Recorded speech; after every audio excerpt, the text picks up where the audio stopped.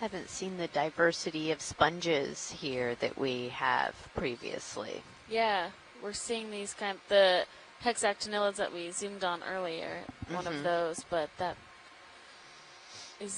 seems to be the only type in this area we've covered so far. Yeah. Or at least the only prominent type. Yeah, sorry. We have a nice anemone that we're passing on the left. It's okay if we're moving. If you want to view on it, we could pause. Sure, let's go ahead. Yeah. Get back to it. There we go.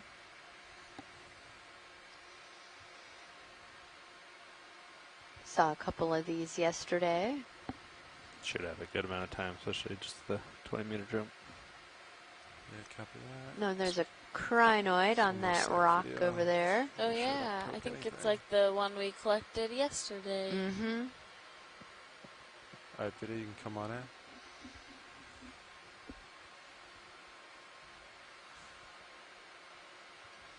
Beautiful. Yeah, they are. Yeah, and this one's, yesterday we saw one where it looked like it had something in its tentacles that it might have been feeding on. Mm-hmm.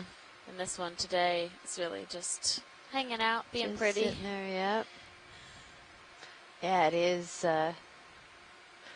remarkable how much slower the current is right here.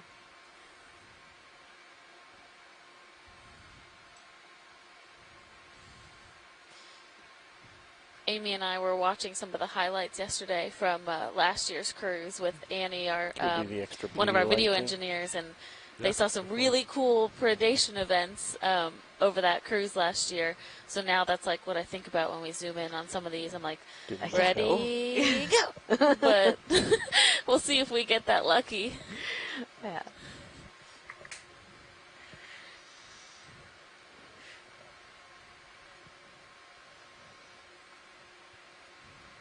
That's a screensaver shot right there. It really is. Video's clear.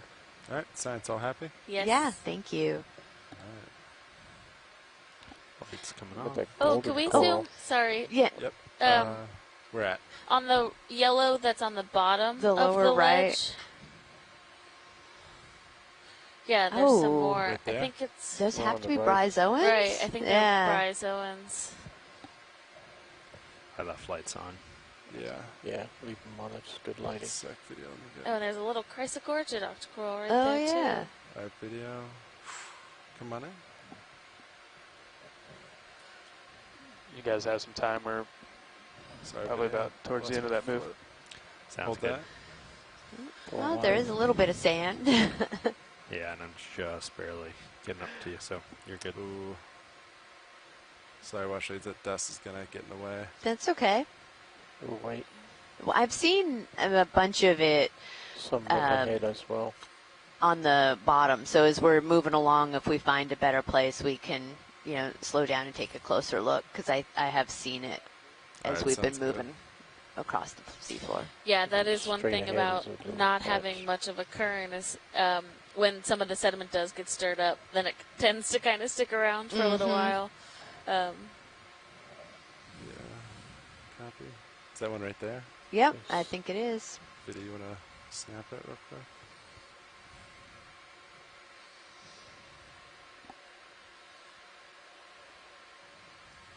Wow, yeah. Oh, look at that. It's so intricate.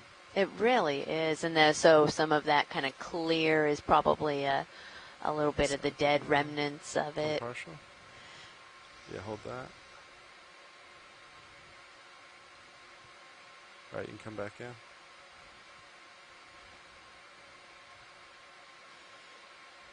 I'd like to see one of these a lot closer. So the geologist in me, Copy that. the other Take the day we last had couple of views, a put them sample in the that had Yes, some of the there it kind of is. sand and whatnot that came up with it. And so I grabbed it and Can sieved almost it make and out was the looking at it bell under the housings on microscope. And I have you at 73, so still not above you just You're start good. looking at it at all these different levels, and there were all kinds of microfossils in the sand. There were a bunch of foram shells and pteropod shells and I was really nerding out over the sand the other day. It is. You think like, oh, it's just sand. It's like broken up little bits of rock. But really, when you're down here on the seafloor, it's all these pieces of other organisms that have died and that are contributing to that makeup. So it's not. You put it under a microscope, and it's like a whole new world. It is. It really is.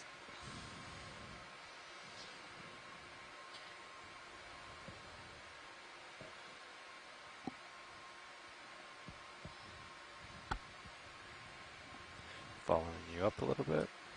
Yeah, it looks like you guys are right about at the base of this feature here. Should start to pick it up a little more in sonar. Yeah, copy that. Nav, this is Watch 1. Hey, Watch 1. Hey, we had requested 400-meter transect marks. Could you let me know when we hit those? Yeah, we've... Oh, I see. Okay. Yeah, I know Nav called in the last one, and we're like 20 meters from the next one. Awesome. Thank you. But yeah, we're dropping targets and have notes in the nav log, but I'll call back when we're officially at that one, next one. Cool. Thank you. You got it.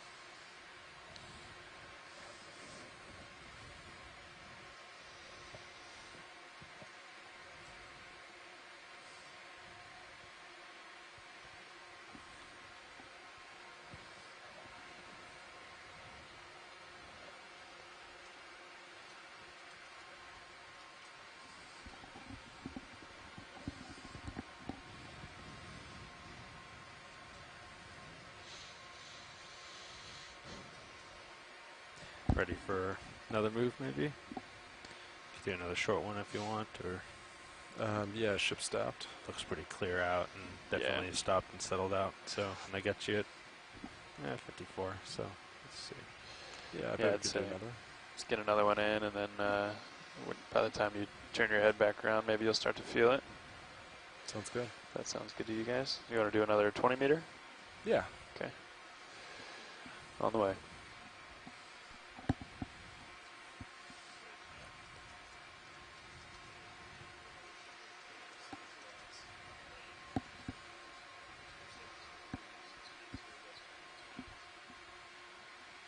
There's a thing coming above lasers, white. This is a strange shape. Oh, yeah. That's a good eye video. The kind of oval shape. Yeah. Yeah, why don't we take a zoom on that? Yeah, getting there.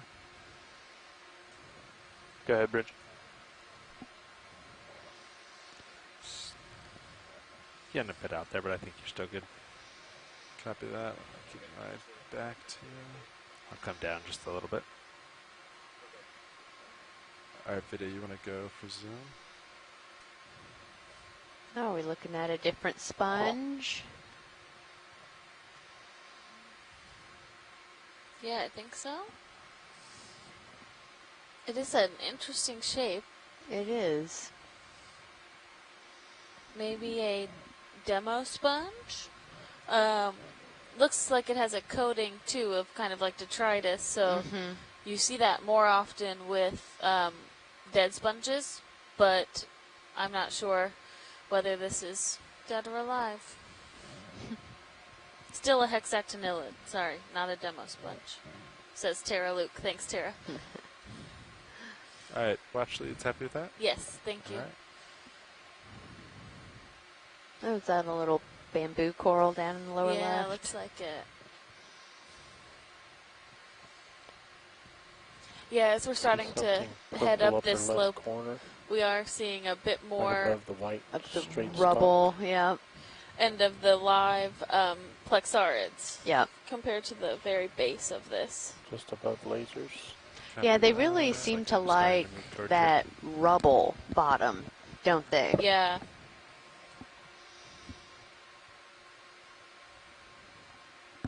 Pushing past the skids. Yeah, go for it. Yeah, video. For the rest on pilot, feel free to push past skids without permission. Is that a little chrysogorgia? I think it's a soft coral, a nephtheid. Oh, okay. Oh, we have a white coral fan on the left. Can we take a zoom on that? Yeah, absolutely. Thanks.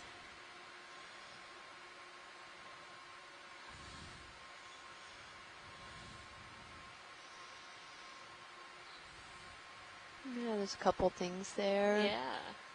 All right, video, you want to come in?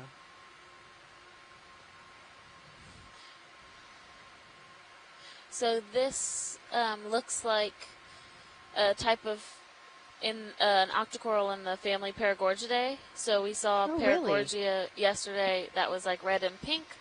We often find some that are this really white color too. I'm not sure on the genus, but it could be one known as Cibagorgia, which is a mouthful to say, but there's a white variety of that, but I'm not positive.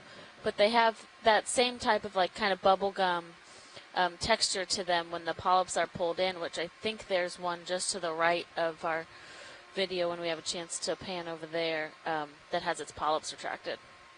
Tilt down.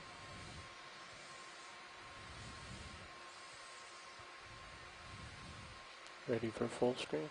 Go for it. And these can be sometimes hard to differentiate between Paragorgia and Corallium. And one way that we've determined in the past, if we want to collect something, because Corallium is so fragile that it doesn't move if you create motion around it. And so these will move if you use like the manipulator arm to kind of wave next to it, so you know that you're collecting a Paragorgid versus a Corallium. A bit, get you at 65, but I think we have plenty of space. Boat's probably finishing up. Full wide. Copy that. Moving on.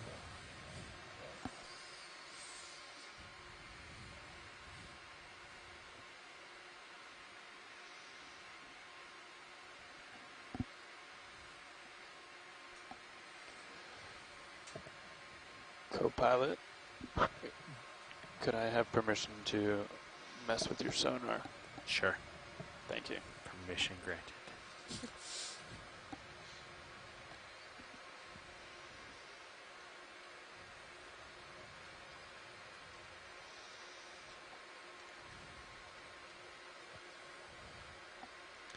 How'd you lower the update rate to see if it would? Yeah, I'm just changing the resolution. Copy that. To see if I can get a little bit more detail out of that anomaly. It's pretty consistent. Yeah, and that is definitely something I've seen over the past cruises.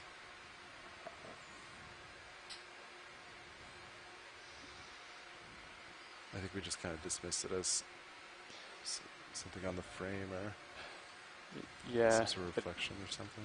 If it was on the frame, I would think it'd remain steady wherever we are. Oh, it moves as you rotate? Yeah, it's changing with heave and no, not with rotation as much as with heave. Yeah, it just doesn't really. Yeah, I don't know. We're assessing the situation. I'll report back. It's annoying because it's in kind of an important spot, or at least it's a useful spot. Yeah. Okay, come back up to 45. Go. And I'm thinking probably settled out too from last move. Yeah? Yeah, I agree with that. I'd be in for another one if you guys are ready. Cool. Another 20. Yeah, I think direction still seems good. Yeah, and same kind of thing. Once you turn your head back around the Sirius center screen, we should be moving. Good timing. Awesome. All right, I'll get that move on the way. Another 20. Awesome. Looks like we're seeing a little bit more sandy patches.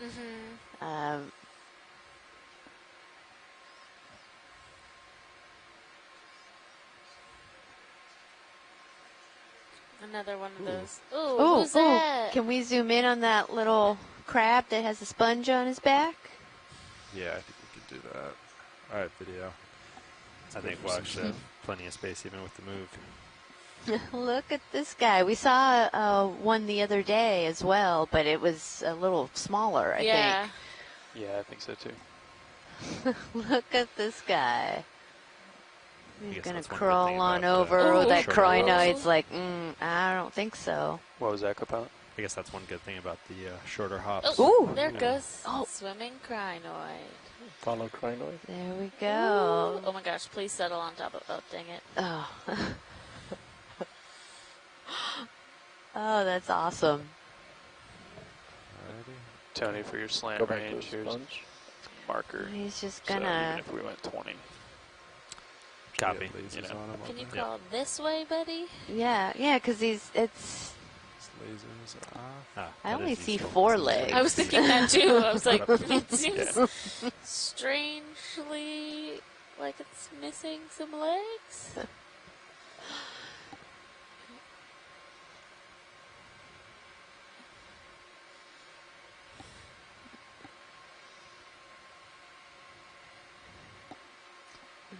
So I think that they do use like 2 of their appendages to hold the sponge up onto their back. Yeah, you can see it kind of in the middle there, and then I did see its claws there in the front.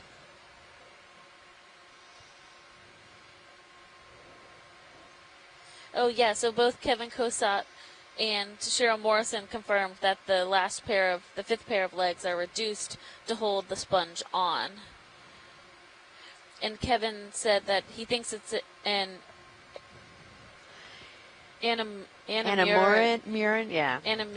crab. Yeah, Anamurin hermit crab. So instead of, I guess, using a hard shell, it picks up a bit of sponge. Yeah. Positioning. Okay, video's clear. That's very cool. Yeah, I wish he would turn around, but. Yeah. Oh, yeah, you can see do you want me to follow for a little bit more or move on? I think we can. Oh, maybe he's turning. Let's see. Show your face.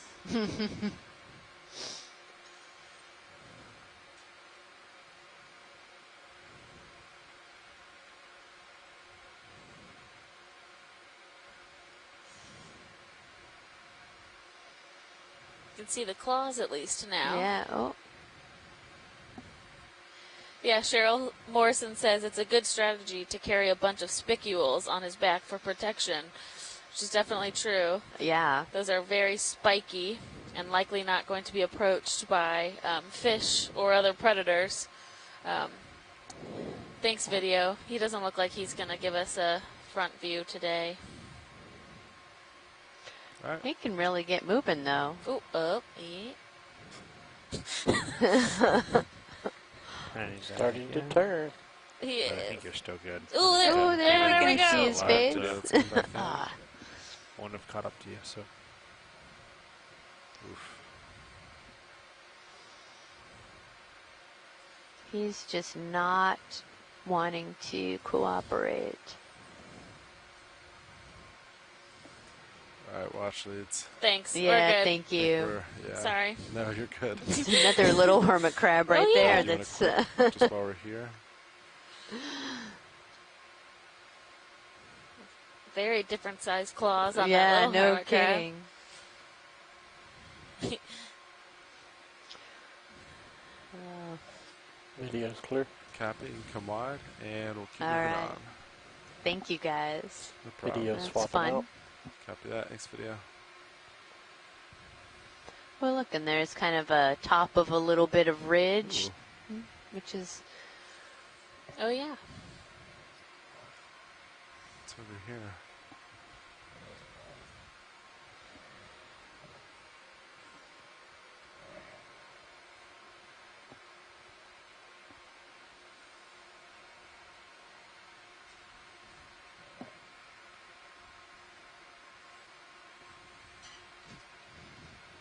Yeah, and Cheryl Morrison says that that little second hermit crab that we saw has a more traditional housing option. That's 60 or so. Go ahead, watch lead.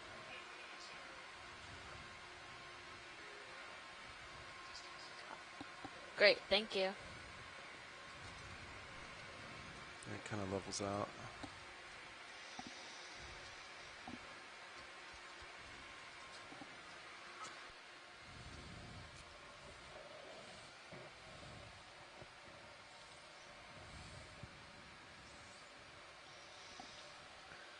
seeing more of these white corals that I don't think are the plexarids. No, they look very tree-like, Yeah. a lot of them. If we can get a zoom on one of those maybe at some point.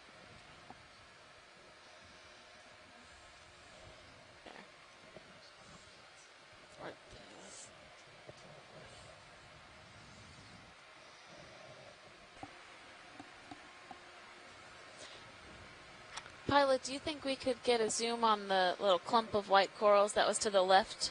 Yeah, clump white to left. Sit up towards the top of the... Whenever you are able. Yeah, I can poke there real quick. Well, do you think those are the same as some of these little white bits? Yeah, they might be. We might be able to do a little bit of scanning when we get up there, see if all of these are the same or if they're different. Yeah. These very much look like bonsai trees to me. Mm-hmm.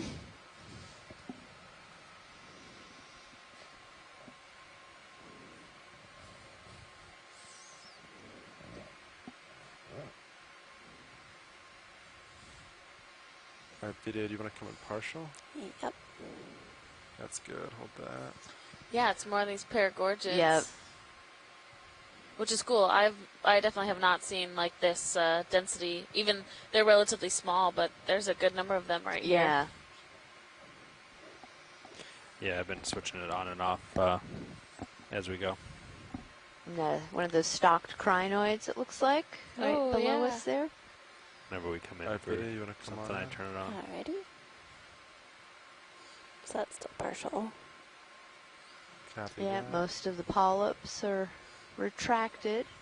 Is it alright to come in further? Yeah, go for it. Whatever you need.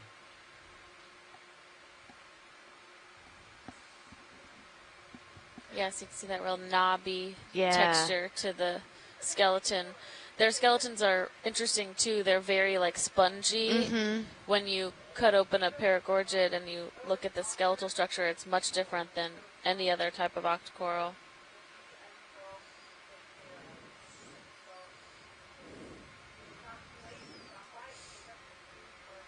I think video is good whenever science is. Science is good. All right. Or actually, sorry, just to the right, there looks like there might be something yellow on one of the branches, like a little worm type wrapped around. Do we need to zoom? Oh, is it on screen? Yep, it's on screen. Yeah, okay. I see it. Yep. That's full zoom. Copy. It might be a type of worm. We sometimes too, I don't think that's one, but we do sometimes see aplacophorans on these corals as well. But thanks, guys. That's good. No problem. If it can come wide. Alright. Want to get another move in? Full wide. Yeah. Let's go for it. Let's do it. And I believe waypoint 1 is still, or sorry, excuse me, 2 was active. I will make 3 active now. So we're past waypoint 2.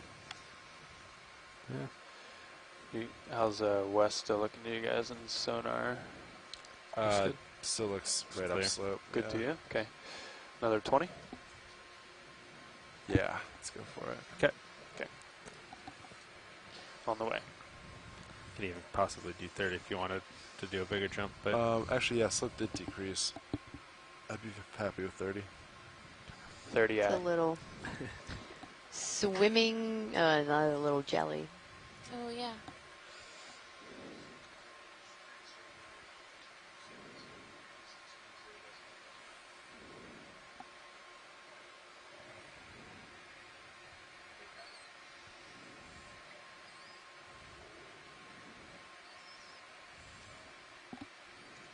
Actually, looks like it slopes back up. That's okay though.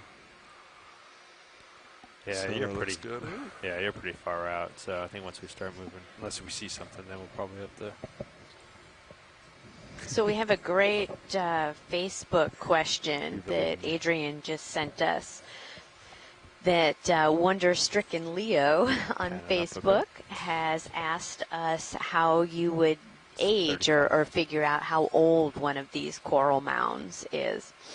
And there's a couple different ways. If you have a relatively young coral mound, or if you're trying to figure out how old a particular coral is, you can usually use radiocarbon dating. And if you're trying to actually determine the age of this entire mound, that's quite an operation. Both Alexis and I, for various purposes, different purposes, have done what we call sediment coring or piston coring, where we actually stick a really large metal tube and push it down through all of it, and it collects a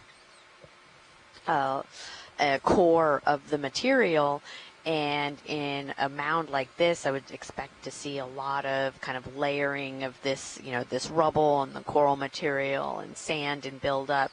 And then you can go through, typically it's going to be older than what you could just date with radiocarbon dating. You have to do some other type of radiometric dating. But you can then look at the oldest stuff should be at the bottom, and as you move up through the core, it's going to be closer to modern age. Yeah, and we haven't dated these mounds themselves, but there are people that have dated other cold water coral mounds around the world, including in the Gulf of Mexico and off of the Norwegian coast. And there's a mound in the Gulf of Mexico known as Roberts Reef, which was recorded to be over 300,000 years old. And I'm not sure of the total age of the ones off of the Norwegian coast, but I believe they're even older than that. Yeah.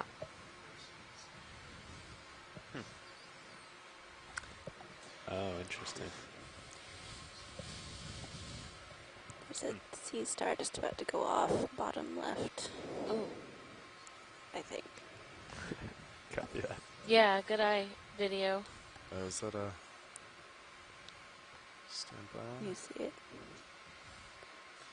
It's got that pink oral disc. Come in center. Is that what we're looking at? Yeah, just below lasers. Yeah, you want to come in? Yep.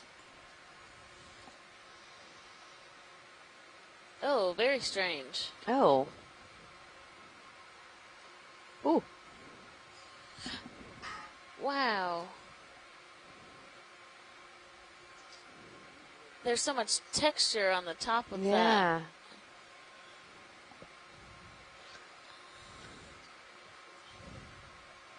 It's just gliding around. Yeah, that looks like a brain. Yeah, it does. About halfway through that move, pilots. Looking good.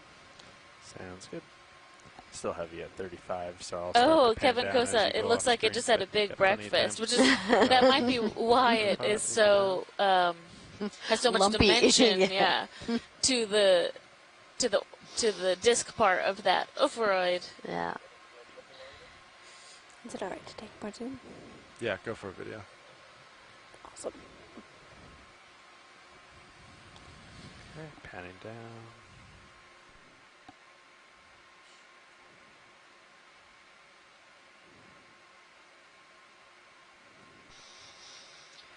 If we could get a...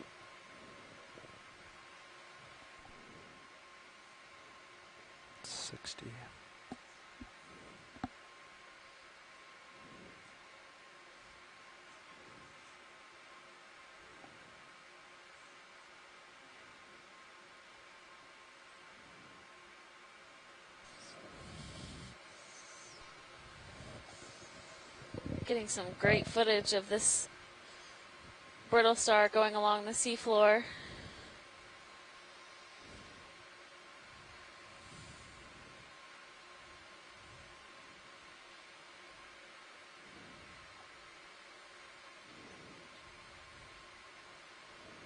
Looks like it possibly lost one of its arms there, the farthest one. Right.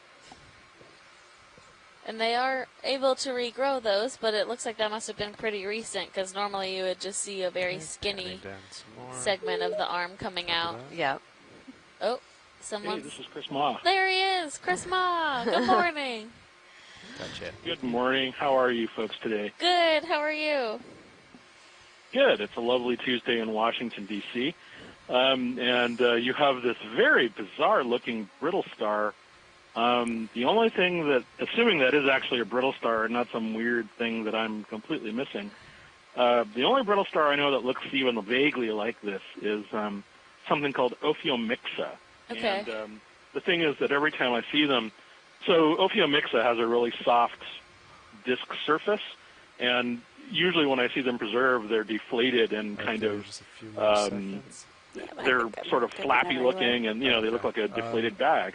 If this is indeed one of those animals, then I can't say that I've ever seen one like with the disc swollen like that.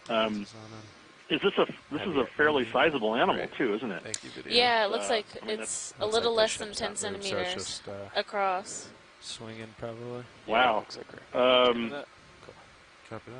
Huh. I mean, I'm tempted to collect it just because, to request a collection just because I've never seen it, but I need to do a little more homework, and frankly, I get the impression we'll probably see another one. So let me take a look at the picture and compare it with the ones that we've seen. But there's a really strange family called the Ophiomixidae, which have, like I said, sort of baggy discs. They have a lot of skin around the surface of their disc, and I've never quite understood what they do with them. So brittle stars are really enigmatic, and I think we're at a golden age of understanding brittle stars. A lot of people that have been doing a lot of interesting work with them in terms of their relationships and so forth. So I think the more we have in situ data for rarely seen species like this, sometimes one of the things I often say is that the observations of animals, like seeing what they're like alive, is sometimes more important than any five species, because the ship slightly you then get a profound sort of influence on their evolution and how they live and so forth. I mean, Perseids sea stars, which hold their arms up into the water, it wasn't until the 1970s when they saw them with subs that they were actually, thought to do that. Because when you collect a Persingid without any context, it just looks like a long-armed, sea star or a brittle star.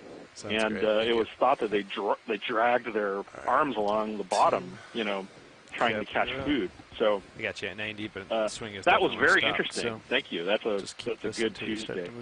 Yeah, thanks for calling in, and let us know if we see another one, if you do think that would be a good collection subject.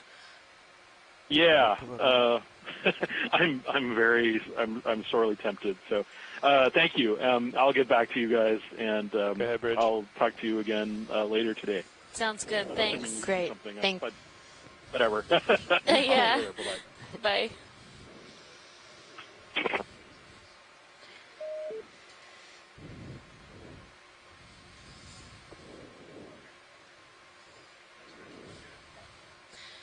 So, Pilot, we've seen a couple of those corals that look like feathers. When we see one that comes into view that we could zoom on, that would be a great subject. Yeah, is one coming center, is that? It might be, yeah. Let me get closer and see. Video just partial? Yep. Yeah, Is that what you're looking for? It is. It's just oriented kind of strangely to us. Yeah, copy that. Video, you can hold that while I get closer. All right. follow you up a little bit.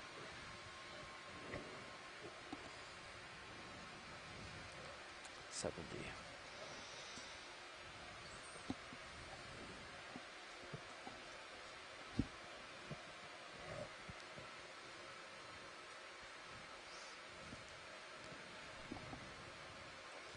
Did you switch the direction of that the sonar? Interesting. Did it change that feature?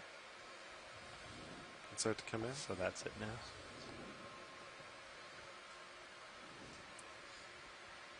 Whoa, we have some of those. What were those? Them little amphipods of some sort, right? Or were they little shrimp? I think they're isopods. Isopods. Oh wow. Okay. Arcturidae. So we collected a couple of these on a previous dive. Yeah, Arcturid isopods. And they have this very interesting stance where they're kind of clenched onto the coral with their hind legs, and they have their upper body and their abdomen kind of flayed up. Yeah. Yeah, it's like you can tell the front end with the big long antenna there, and then its kind of tail backside is also. Yeah, this is a great view. It's funny, we came into this coral kind of on the side, so it's hard to see the branching pattern of the coral, but you get this amazing view of these really small isopods. Yeah.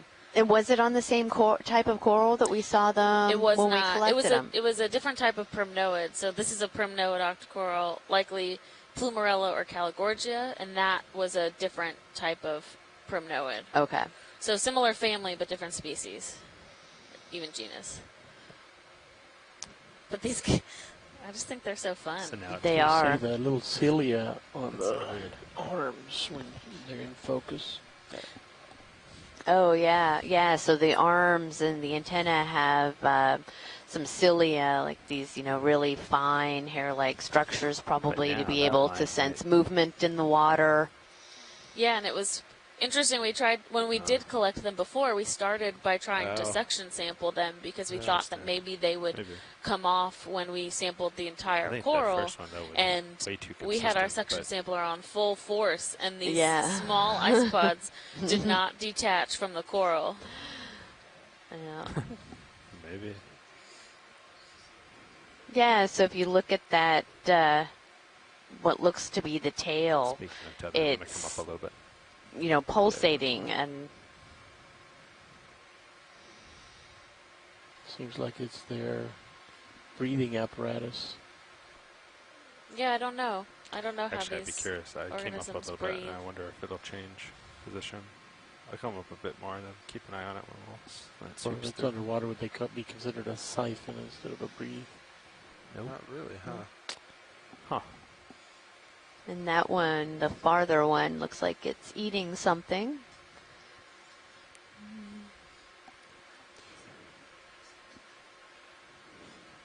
Oh, that's true. Oh, it's just like... But maybe if it was like... Almost maybe caught something or... Yeah. Is that a feeding stance, watch shades? Maybe. Arms spread? Yeah. Yeah. I mean, so they're likely up on this coral, to be more in the water column and able to feed out of the small particles and animals. Wow, you can see the cilia on the legs on the bottom one.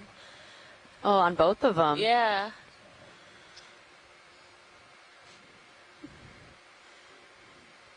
That's really cool. That is.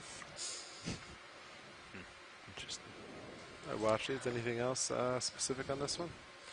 I think we're good. If you want to just pan down, we'll see if there's any other of these hanging out. Last time there was like 4 or 5 of them on one coral. Let's see if we can beat that. Did you actually have to back up slightly? Yep. For my tilt is at its max. Actually, come partial video. Yeah, hold that. There's bamboo coral there in the background. Yeah.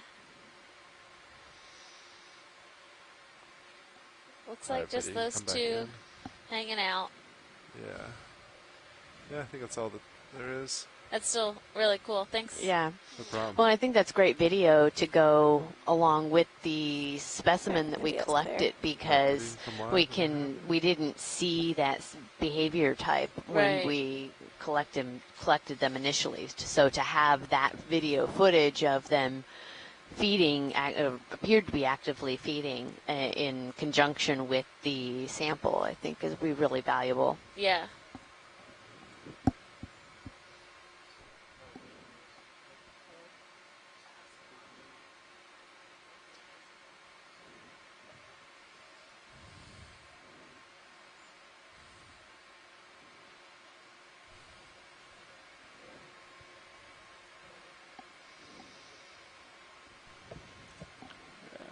Okay.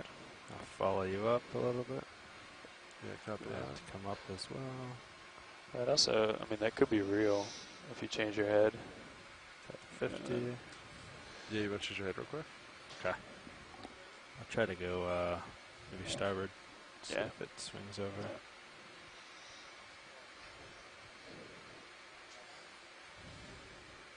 I can increase the speed here.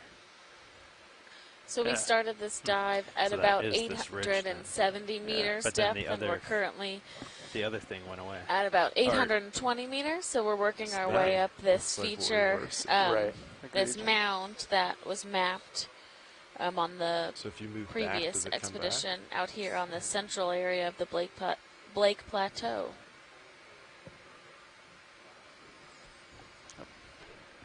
I'm reversing it. Yeah, it does. But maybe this is actually a feature. Yeah. And then that little shadow that was there is gone now because he switched it? No, I think it's still there. Oh, it's just lighter or something. Yeah. Weird. So I turned the gain way up, but that doesn't really... Do you guys want to get another move in, or we can see? Yeah, let's get another move in. So I'm on 270. You want to, I expect this to start moving south a little bit, the strike of the slope. So this looks like one side.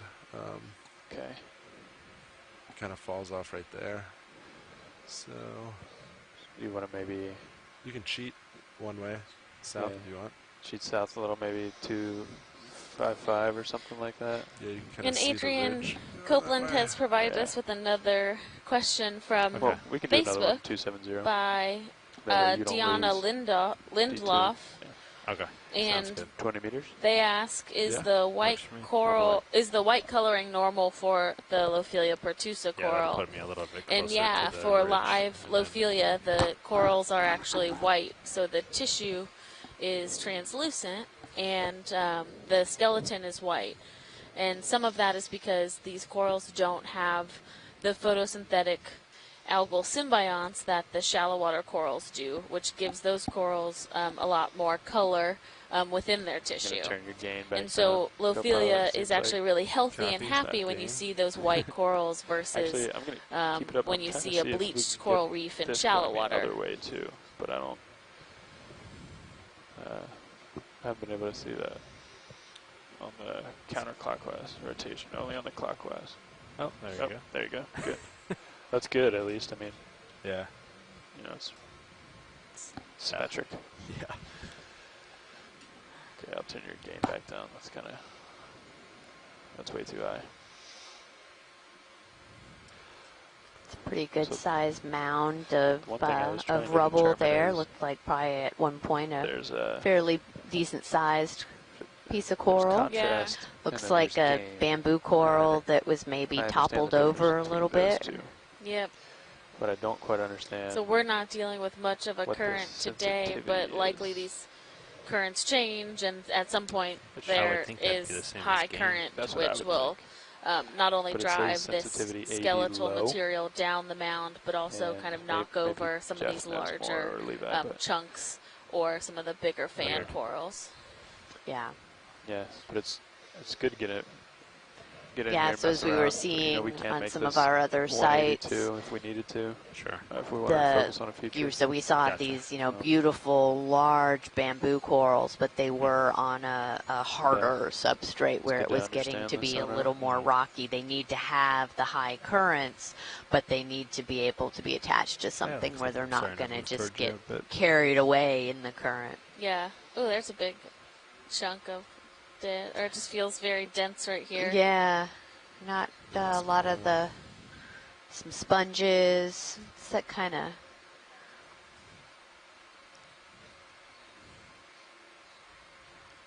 Looks like maybe some Anthomastus, those mushroom corals, the little pink ones. Just on the right side of the screen. Oh, yep.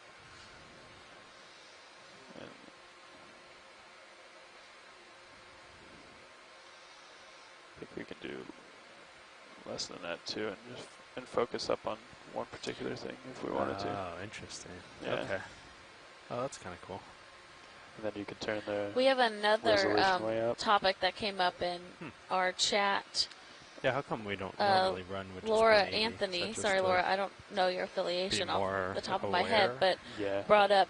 Keep the tether in mind. Does anyone know why there is a rare corallomorph of like the orange Lophilia? And she says that we saw yesterday. We actually didn't see orange Lophilia yesterday. That was Madrepora. That has that pinkish color, and the skeletons are a bit more of a uniform zigzag, and the polyps are smaller. But there is a variation of Lophilia that has orange tissue, and I don't actually know what the reason for that is. Again, it might be microbial, or it might be something else. It's just they still have the same. They still belong to the same species. They just have a different color. Yeah. And we see the Lophilia that grows off of the west coast of the U.S., so off of California, is often that pinkish type of orangish color. Oh, and Laura is a Hollings intern with the NOAA Deep Sea Coral and Research and Technology Program, so thanks, Laura.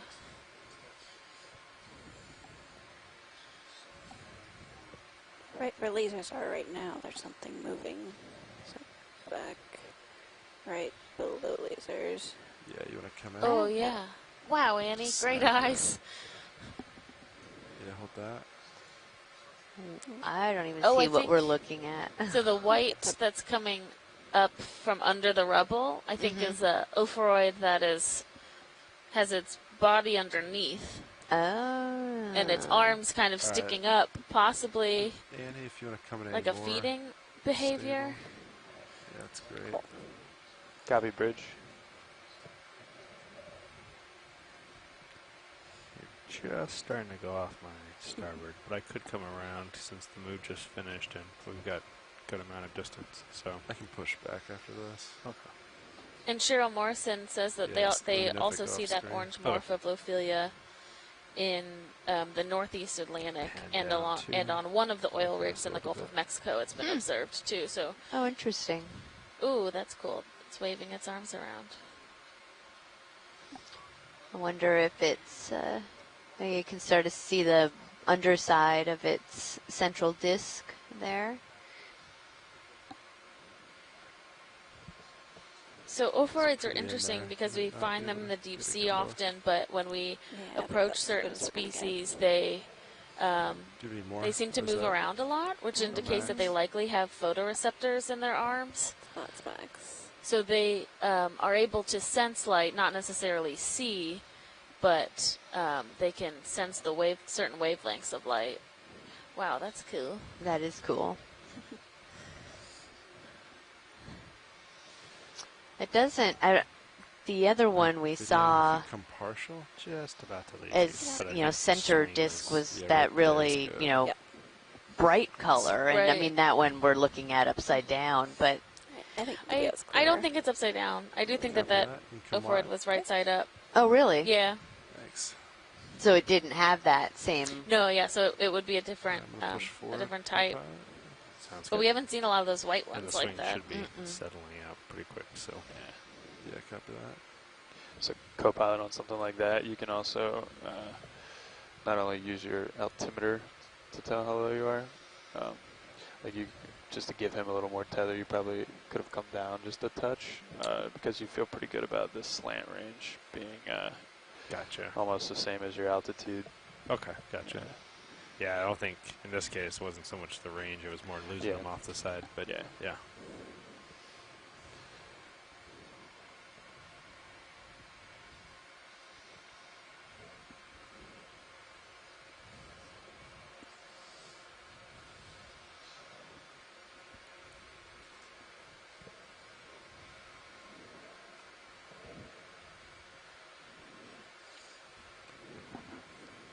How do you add or get rid of those? Just there's a fish off in the distance. Oh yeah. I'll make my way there.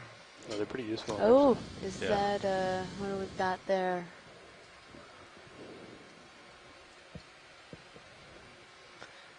Video, you want to snap from here? Yeah, do a snap zoom. Good spot. Oh. It's pretty good for lasers. What is this?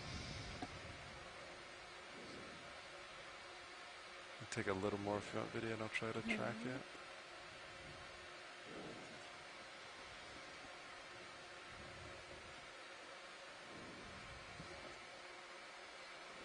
Is that our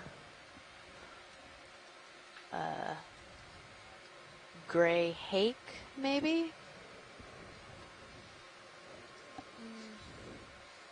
Nice of him to stop. Say it again, video? Nice of him to stop for us. Oh, yeah. If you want any more, feel free to take it. Okay.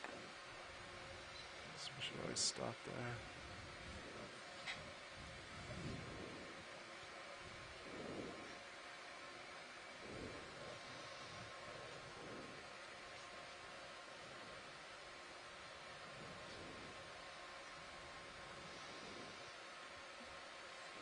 It's an interesting growth, it looks like. Yeah, because it doesn't have it on its other side. Oh, by on its the right. fin there, yeah. Yeah, it doesn't look like it's any type of parasite. It just looks like it's some type of tumor. Yeah. Poor fish. It's like it's not a tumor. Video, if you're happy, you can come back in. Alright. All happy with that watch leads? Yeah, thank you. Great. Moving on.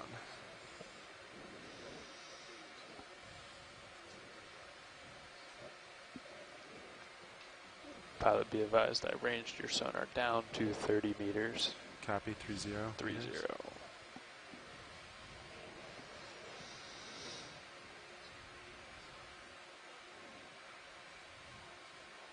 Oh, that's a pretty shot. Look at that. A lot of like fuzzy hydroids or something, or is it just a little bit of the... I don't know. It could be those agglutinating foraminifera as well. Yeah. Yeah, we have these white, looks like those plexarids again. Yeah. They seem to really like these areas out here farther a little bit to the east. A bunch of those crinoids that we got yesterday.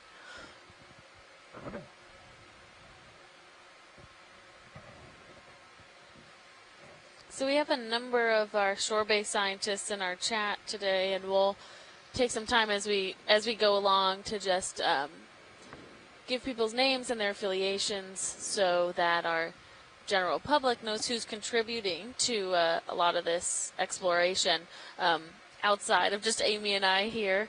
And so we have I don't know if you want to get another Adam Skarkey from the Mississippi State University, and I think Adam will be active on tomorrow's dive when we'll be exploring our first seep site.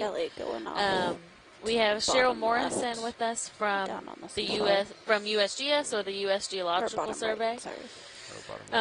Three of our colleagues from Temple University: Eric Cortez, Jay London, and Ryan Gasparo. We have Aaron Easton from the University of Texas, Rio Grande Valley. Adjust real quick. Emily Crum from NOAA. Jill Burke from USGS. John Reed. Oh, little jelly. Jelly. A Medusa. Looks like the one yesterday, just different colors. Yeah. So we suction sampled a similar Medusa with, like the pilot said, different colors yesterday, and it was a lot of fun to bring it up and put it in an aquarium where we were able to observe some of its swimming patterns more up close.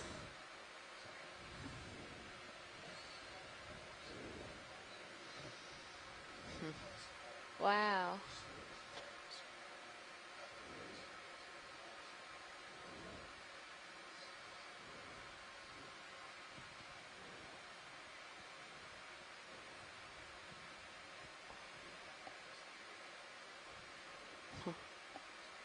It's mesmerizing watching it spinning around there. It's a great background, It is.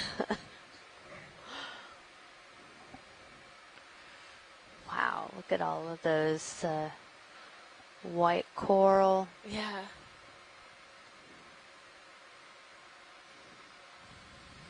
Looks like there's little, like, do you see the dots around? I wonder what those are. Yeah. Yep, looking good. We're not moving, so you're just kind of rotating over there. I have video, let it go. All right. Thanks. Nice job. You too. Casey Cantwell, our expedition coordinator, says it looks like a little rocket, which is fitting considering a lot of our team woke up in the middle of the night last night at 2:30 in the morning local to watch the SpaceX rocket launch. I was not amongst them because I was dead asleep at the time, but I heard it was very exciting to see from the ship with a really interesting view. Okay, guys, about that move in? Yeah. That our location was able to provide. Yeah, actually, west still looks pretty good. Unless you want to change. Yeah, no, you might be seeing the step here. Yeah. The contours coming up here. This waypoint is to the southwest, and then we make our way to the north. Okay, if you want to cheat, I'm all for going west if you want. Or south. Yeah, maybe a little bit. Yeah. What do you guys think of 2, So we also 3, have 5. John Reed joining us Sounds from like the the Harbor best Branch idea for Oceanographic Institute. John has done a lot of work off of the coast of Florida and characterizing a lot of these cold water coral mounds in the 1990s and early 2000 time frame. And he was on the line with us yesterday, kind of discussing some of the patterns we were seeing, which was a really interesting conversation. We have Kevin Kosat from the University of Alabama, Mashkour Malik from NOAA OER. Like on the map, you can tell that there's a little bit of yellow there. Michael Vecchione from the NOAA National Systematics Lab. Like local ridges. Rachel hard to know what direction. Gulbra from NOAA. Tara Luke from Stockton University. 255. Tim Shank from the Woods Hole Oceanographic Institute. Stephanie Leifman from the University of Edinburgh. Yeah. How's that sound? And I think that is our people on the chat so far today. You guys want to do 30 We have or 20? Ryan Gasparo that just logged in not too long ago. We don't have... He's from Temple. He's in my lab. Oh, in the lab okay. that I'm in. Oh, Yeah. okay. Yeah. You already mentioned him. Okay. Yeah. 30? We can do 30. Okay.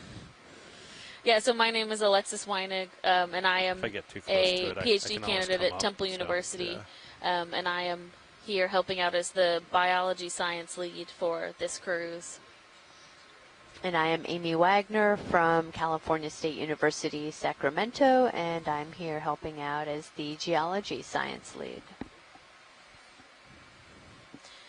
When we have a chance, can we snap zoom on one of those, like, kind of yellowish sponges? Yeah, is it coming to center? Yeah, it's just the one that's just above your lasers. Yeah, copy that. Cool. Video, let me get a little We've closer. seen a couple of these today, but not had a chance to zoom on one. Yeah, hold right there, please. And it's that we're focusing in on this non-translucent sponge, but there are a number of those hexactinellid glass sponges around as well. It's more of like a barrel sponge. Yeah, I think we saw some of these the other day. I have to go back through the chat and see if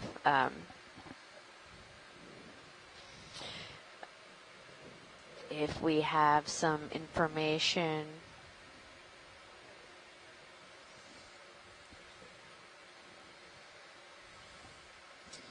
Yeah, it's good to get some of this video for some of the scientists that aren't able to participate live. They can go back and really take a look at the specific taxonomy that they study and help us ID these later on.